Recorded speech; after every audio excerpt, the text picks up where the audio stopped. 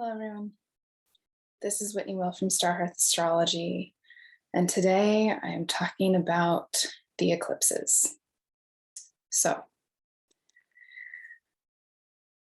these eclipses represent our first kind of full dip into the Taurus and Scorpio eclipse cycle. And so we've got one eclipse on April 30th and one on May 15th of 2022. And those two together are forming our first eclipse season of April 2022.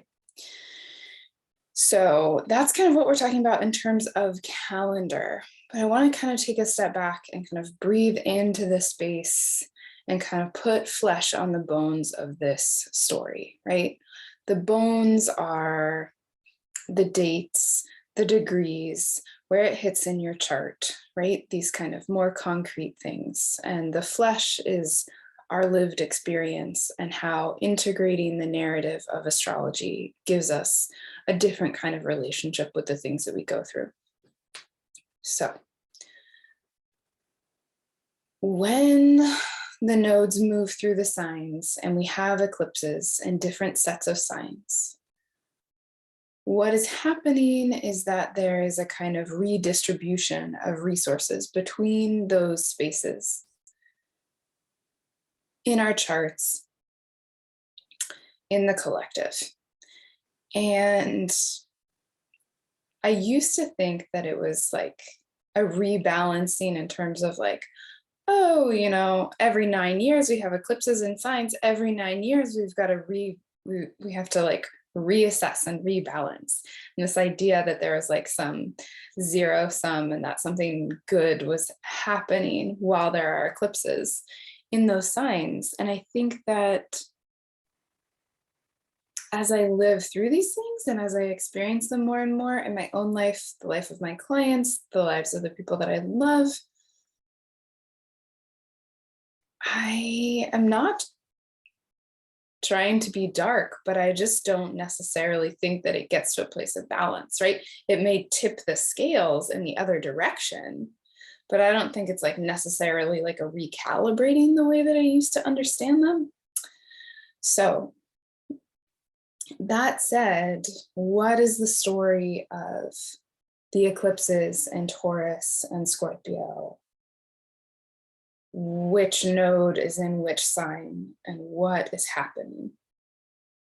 And so I'm going to talk about that in terms of the signs, and then I'm going to talk about that, kind of briefly mention that in terms of the houses that is happening in each of our charts. So the North Node, the hungry head of the dragon, the insatiable force, this hungry ghost inside of all of us, the void, the sense of the void, the fear of the void that drives us forward to create something out of nothing for fear of the void.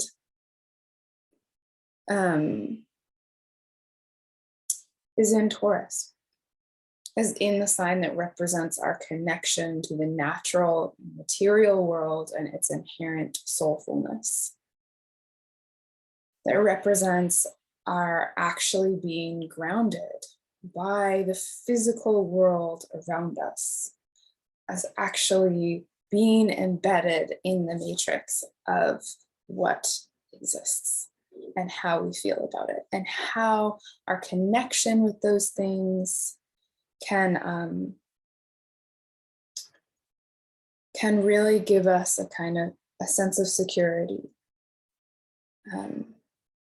The book that always comes to mind when I'm talking about this is Thomas More's book, Care of the Soul, where he talks about, right, the spirit as this sense of trying to transcend the world and achieve these intellectual and spiritual purity, and the soul sinking down into the matter of the world and not really caring how we feel about it. And this book was the reason why I went to graduate school and got into depth psychology, and right, because it speaks to meaning making as perhaps more significant than our desire to escape and transcend and purify. And it speaks to the soulfulness of the worldly things, right? And I think that that is inherently an animistic view, seeing ourselves alive within a living world. It's relational, right? It's not just my brain connecting with your brain while we try to transcend material reality. It's embracing the complexity of everything that we encounter here in the earthly realm and recognizing the divinity in it, and that the flesh and the material of it is not pollution. It's not purely a pollution of the spirit, but that there's something inherently soulful in that. And I think that that complexity and that duality really represents the Scorpio Taurus. Scorpio Taurus axis is so sensual. So we have the North Node in Taurus craving this connection with our physical world. And now it also brings us into a relationship with our material needs.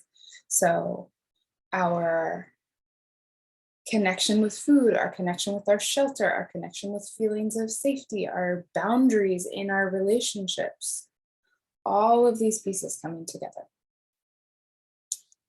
And so there's a craving there. And this will also happen wherever Taurus is in your chart. There is this kind of hunger and this interest towards the topics of that space in your chart. It's you know,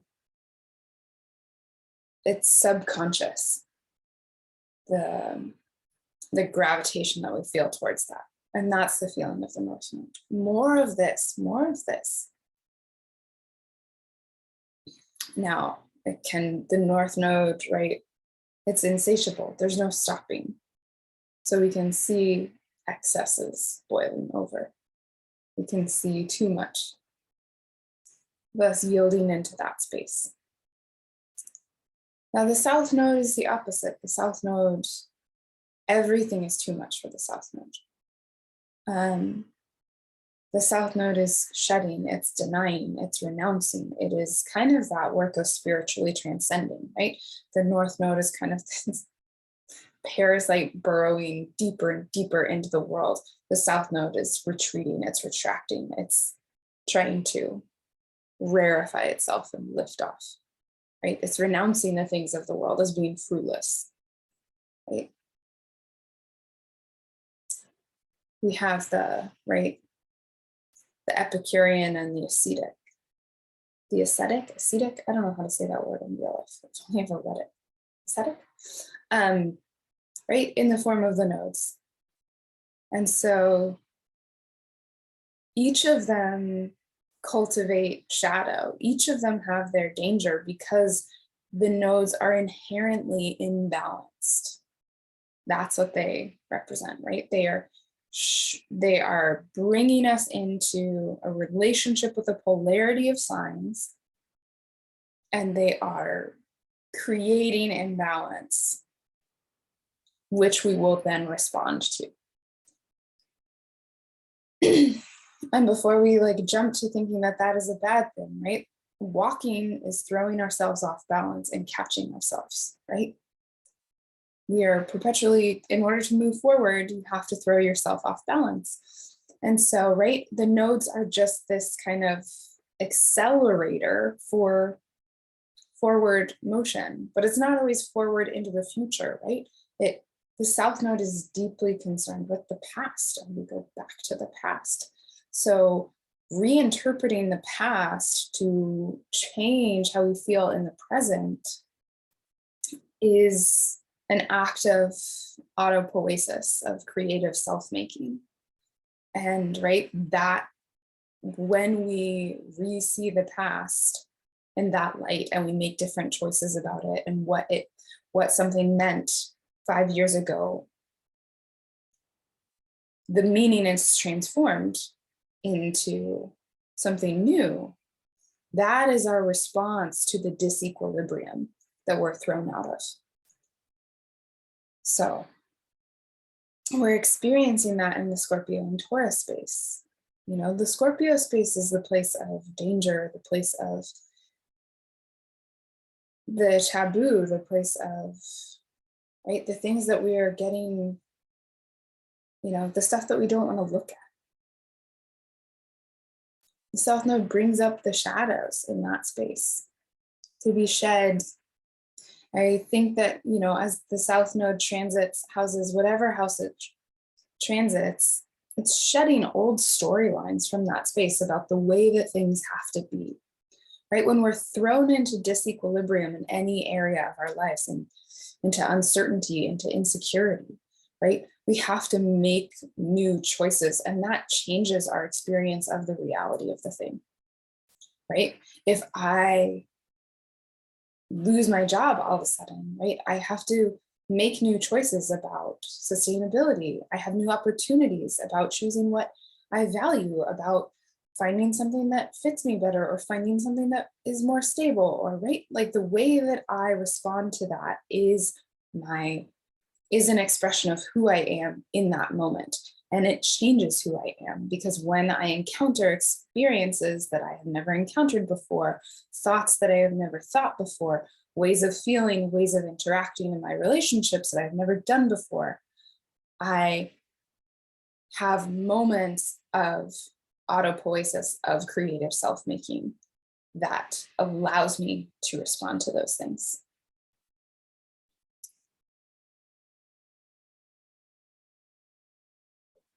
And that's what the nodes do, and that's what the eclipses do.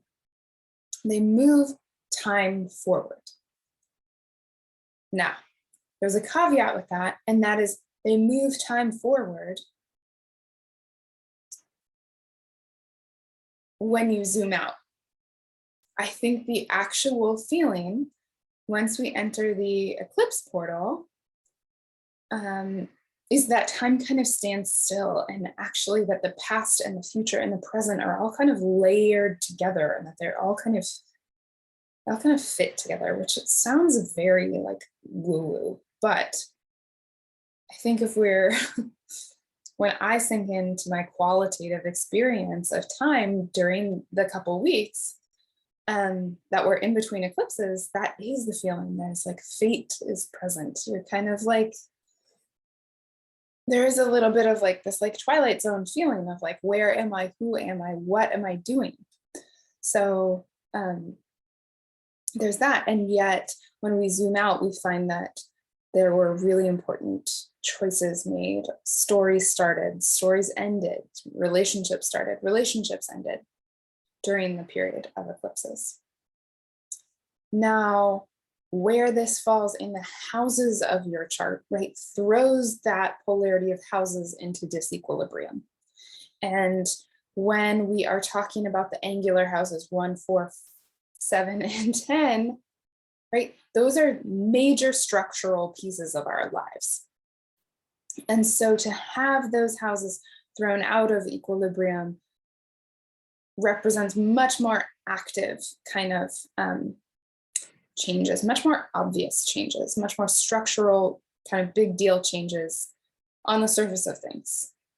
You know, I think the other houses, you know, for example, the succedent houses, houses 3, 6, 9, and 12, huge changes can happen then, but it's usually more internal. It can be more cerebral. It's more idea, philosophy. It's the sum of all of these tiny pieces rather than these huge kind of pillars of core structure in our lives. And so if you are a fixed sign rising, which is to say, if you are a Taurus, Leo, Scorpio, or Aquarius rising, these eclipses are probably going to hit harder and be a little bit more obvious because they're occurring in angular houses. And so, right, the shifts in those areas can be really potent. And so, for example, if you have the North Node moving in the 4th house, creating eclipses in that space, and the South Node moving through the 10th, it's throwing that kind of into disequilibrium. And so there can be a focus on the home, the family, history, privacy, this kind of retreat from the world, which is what we do in the 4th house. and this kind of hunger to create stability in that space.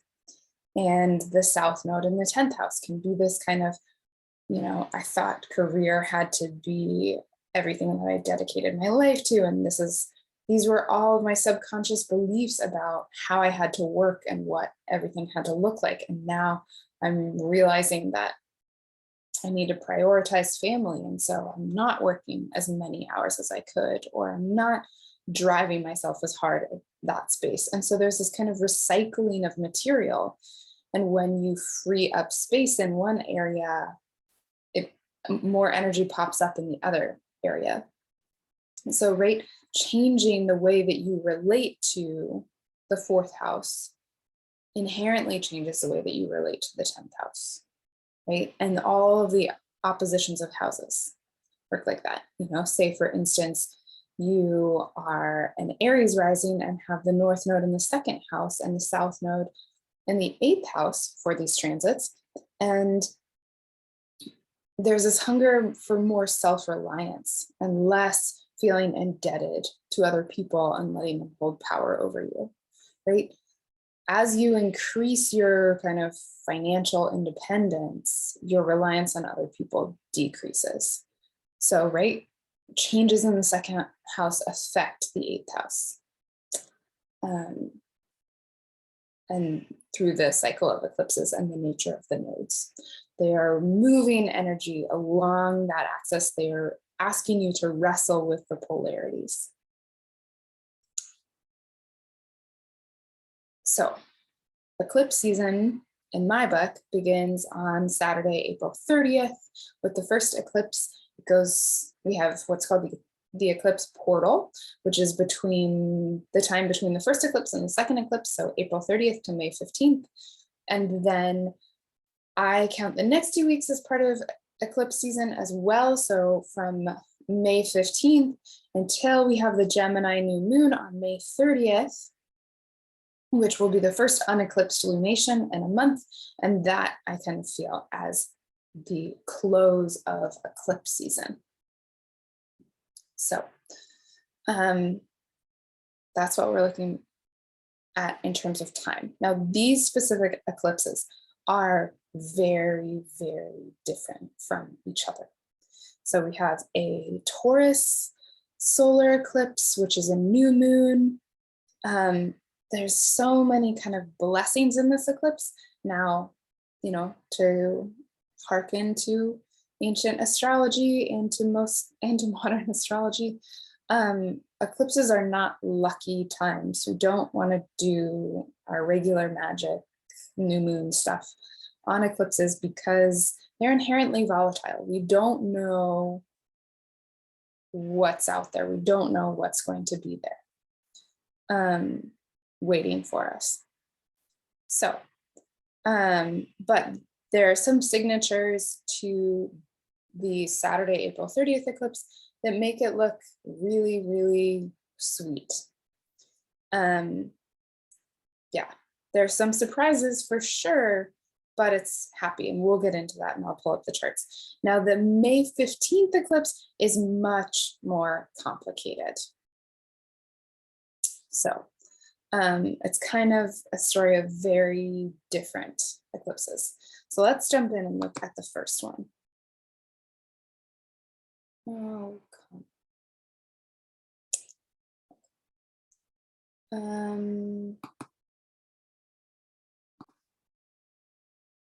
okay, so the first eclipse that we're looking at is the Taurus solar eclipse that takes place on April 30th at approximately 1:28 p.m. We see the sun and the moon together at 10 degrees. They are within 13 degrees of the North Node, which is how we know that they are eclipsed. When we have new moons within 15 degrees and full moons within 9 degrees, they are eclipsed. They are in a 3-degree orb conjunct Uranus, which is, again, you've got eclipses which can make unpredictable things happen because, right, one of our light sources, one of these kind of dominating, stabilizing forces that keep everything in balance goes away during an eclipse. And so, right, so it throws things out of whack.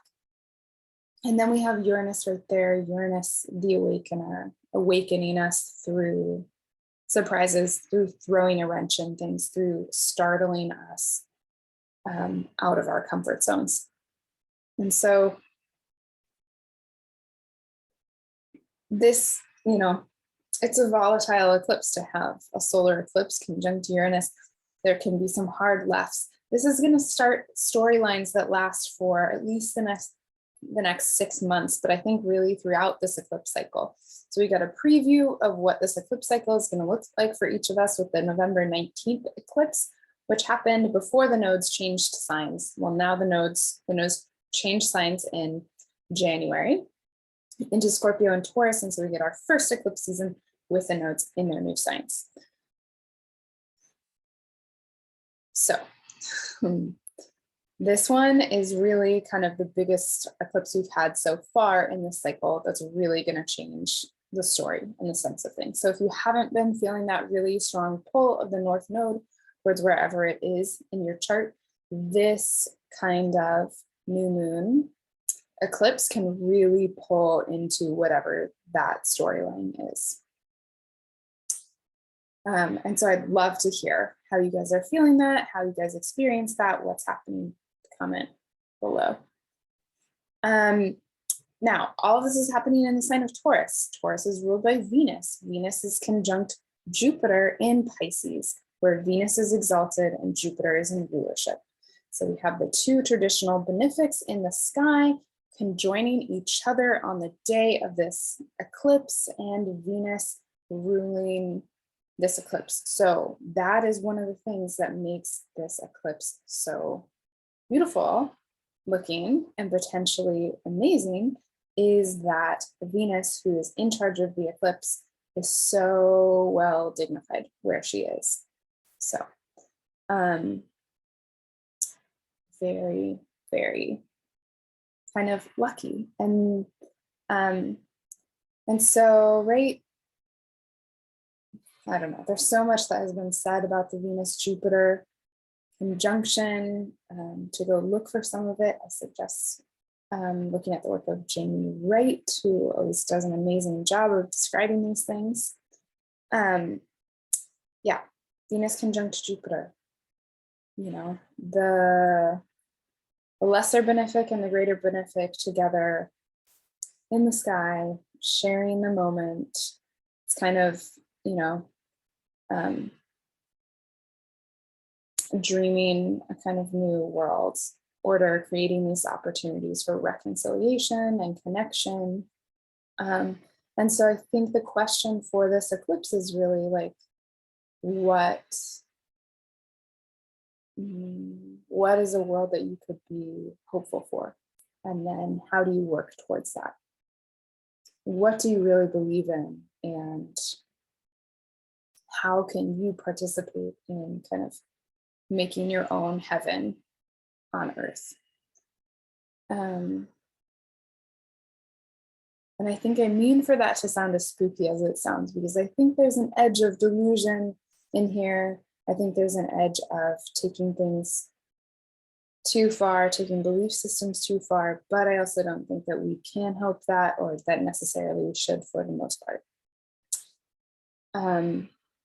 So this is a dreamy space, and I think, right, listening to those more subconscious drives of what are you truly attracted to, what is moving you right now. I'm hearing from a lot of people that they are burnt out, that they are tired, that they are not really feeling moved. And so it's the kind of time to drop out of the complexity of the world, drop into the simplicity and the wisdom of the senses of Taurus, and let yourself kind of resonate with what moves you, and then move toward that.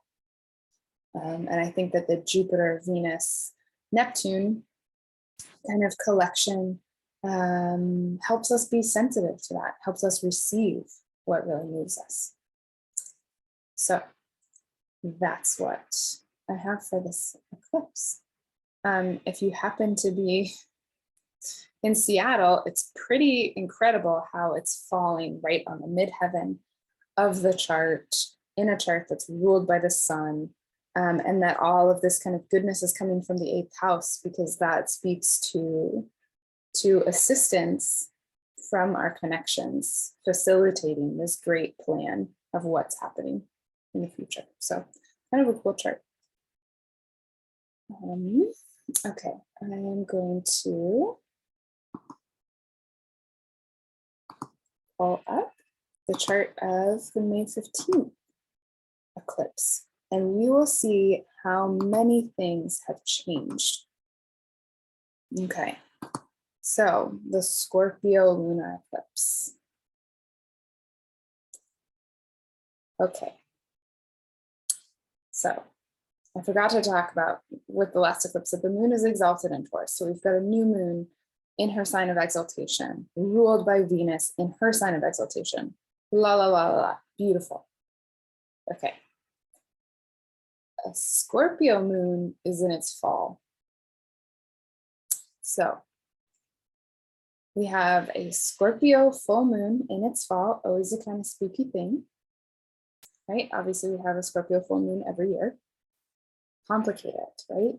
And this is where the kind of dream has hit snags. So the dream that hatches forth from the Taurus eclipse, it's complicated by this point. I mean, we're only 2 weeks later, but it's complicated. We've got the moon looking at the dark side of things, the shadow of things.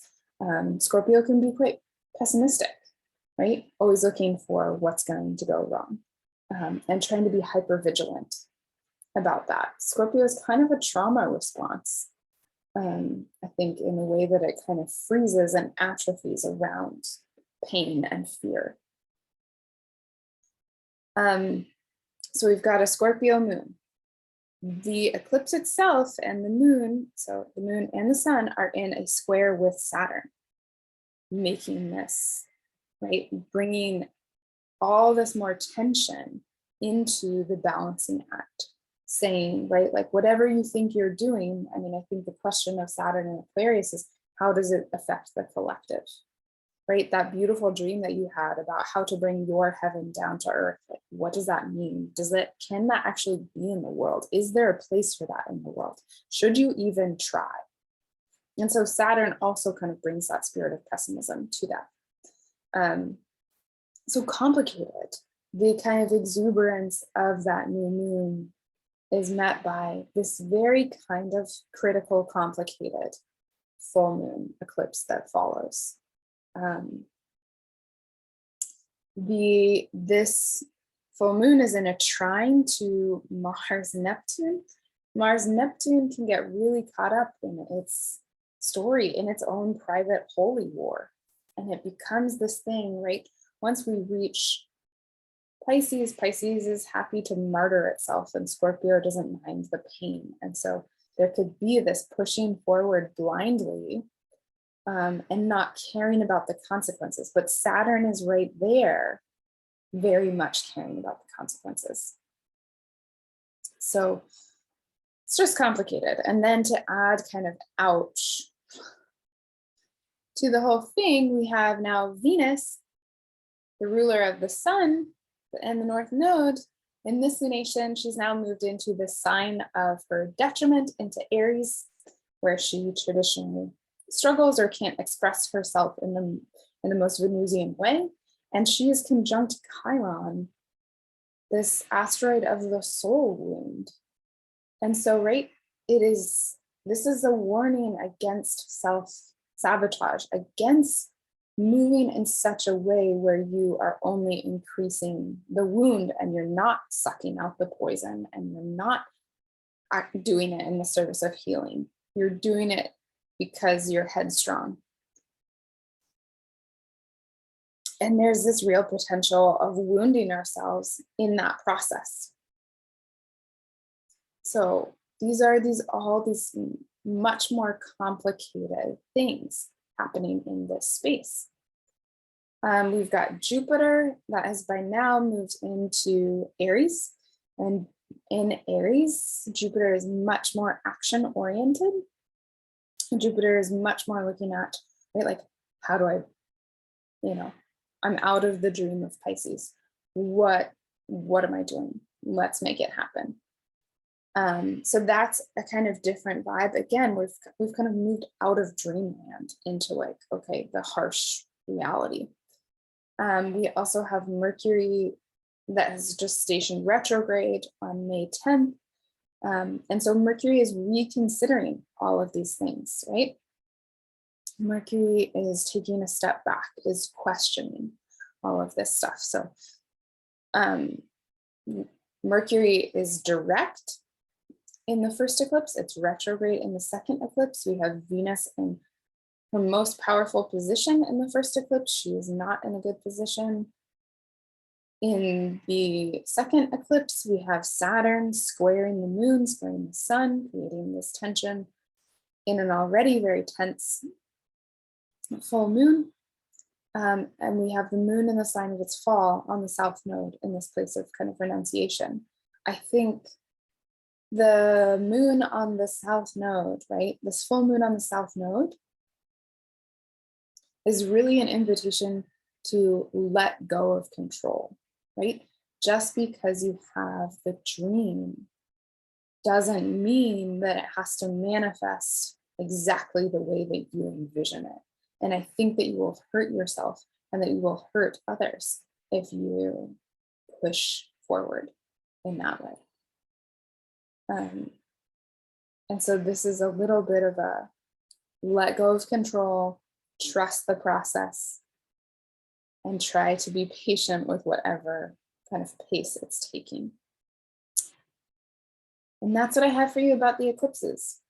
The most intense time where this stuff is going to be working out, where the shifts are going to start happening, it's going to be in between April 30th and May 10th, May 15th. But then after May 15th until May 30th, we're still going to be in Mercury retrograde, and we're going to be in the kind of fallout, the lasting effects of this eclipse until we have the Gemini new moon that happens on May 30th, which will bring us out of eclipse season. And then we will, we'll be trying to find solid ground until this fall when eclipse season starts up again on October 25th. And by then we will be checking into how far we've come. That's what I have for you. I hope this was helpful. I hope you got something out of it. I would love to hear your experiences of these eclipses as they come in, where in your chart they're falling and what's showing up for you.